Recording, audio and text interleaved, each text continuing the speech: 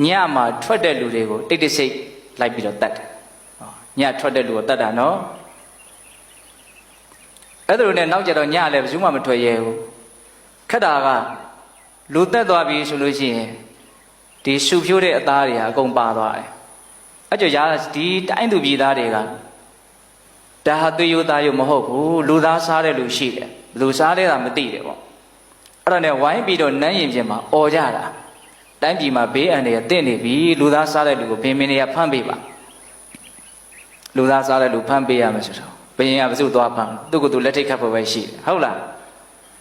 အဲ့တော့ဘင်းကဘာပြောလို့ဆိုတော့မင်းတို့မှာဖြစ်တဲ့ကိစ္စကိုဘာဖြစ်လို့ငါစီလာអော်နေရတာတော့မင်းတို့ကသူရှားပြီးတော့ဖမ်းမလားတဲ့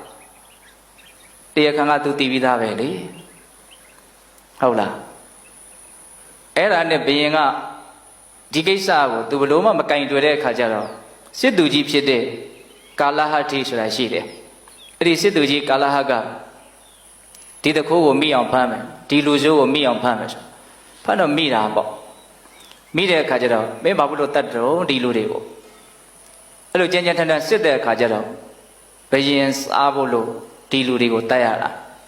မင်းဘယင်ရှင်မှာမေးမယ်ဆိုရင်ကမင်းအဲ့ဒီတိုင်မင်းပြောရင်မလားနေရတာကိုကြောက်ရတာပေါ့နော်ပြောရဲပါတယ်ဆိုတော့ဒါနောက်နေ့ရောက်တော့ဘင်းရဲ့ရှေ့တော်မှာကိုအဲ့ဒီယတကခေါ်ပြီးတော့တိတိဆိုင်ဆိုင်ပြောတယ်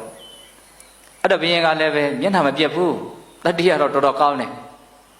ငါအတွက်လှုပ်လှုပ်ပေးနေတဲ့လူကိုဘာဖြစ်လို့မင်းတို့ကဒီလိုမျိုးဖြစ်နေရတာတော့တဲ့အဲ့လိုတောင်ပြောတာနော်သူ့အတွက်အလှုပ်လှုပ်ပေးနေတဲ့လူကိုဘာဖြစ်လို့ဒီလိုကြမ်းကြမ်းထန်ထန်ဆက်ဆံရတယ်လဲပေါ့ဝန်ခံလိုက်တဲ့သဘောပါပဲအဲ့ဒါလိုလည်းပြောလိုက်ရောကာလဟတိကမင်းကြီးတဲ့လူသားဆိုတာမစားသင့်ဘူးဒါကြောင့်လူသားကိုရှောင်ကျင်သင့်တယ်လူသားကိုမစားဖို့အတွက်တားတာပေါ့အဲ့လိုတားတဲ့အခါကျတော့ဘုရင်ကြီးကပြုံးပြုံးပဲနားထောင်အဲ့ဒါကာလဟတိက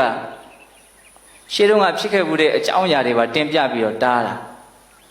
မင်းကြီးတဲ့ရှေးတုန်းကငါးကြီးအာနန္ဒာဆိုတာရှိတယ်ယူဇနာနဲ့ချီပြီးတော့ကြည်တယ်အဲ့ဒါနောက်တော့သမုဒ္ဒရာထဲမှာ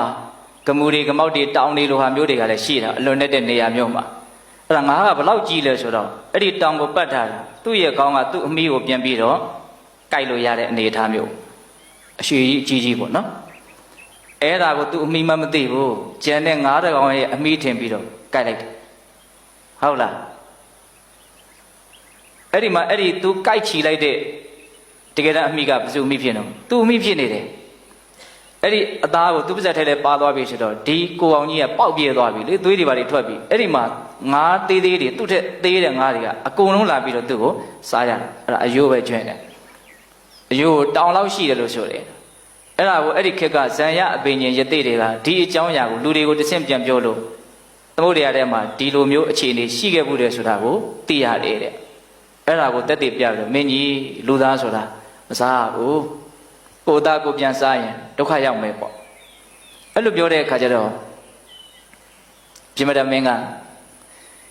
ကာလဟတဲ့မင်းမပုံနေပတ်တင်နဲ့ပြောတတ်တာမဟုတ်ဘူးငါလည်းပြောတတ်တယ်တဲ့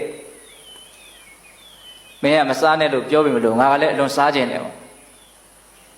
ကိုဖြစ်ချင်တာမဖြစ်ရဘူးကိုရချင်တာမရဘူးဆိုရင်လည်းပဲတည်တတ်တယ်တဲ့ဒါကြောင့်မလို့ငါဖြစ်ချင်တာတော့ငါဖြစ်အောင်လုပ်မယ်ပေါ့ဆိုလိုတဲ့အိဗေကနော်အဲ့ဒါသူကဘာကိုတက်တည်ပေးတုံးဆိုတော့သူဇာတတတိရဲ့သားဆိုတာရှိတယ်ကွာလေအဲ့ဒါဇံရယတိတွေကိုအဲ့ဒီတတိကကိုးဝယ်တာအဲ့ဒါဒီနေ့တော့အဲ့ဒီဇံရယတိတွေကဇဗုရိကျွန်းကနေပြီးတော့မြောက်ကျွန်းကနေပြီးတော့တပြုတ်တပြေသီးဆိုတာကိုခူးလာတာ